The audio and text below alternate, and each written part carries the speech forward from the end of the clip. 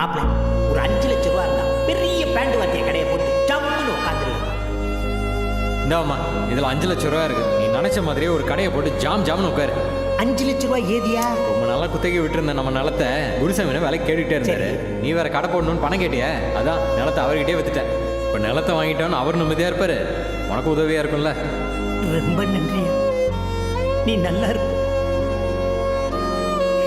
அழுகாத மாமா, இப்படிலாம் போய்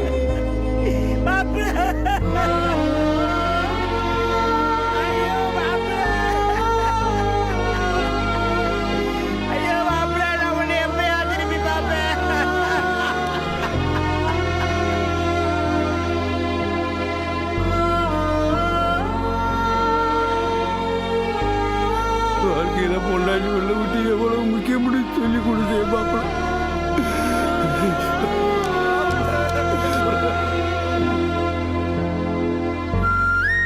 ஏற்கனவே எங்களுக்கு நிறைய செஞ்சுட்டீங்க, மேற்கொண்டு உங்களுக்கு எதுக்கு சிரமம்? கூட பிறந்த அக்கா இருந்தா நான் செய்ய மாட்டேன்.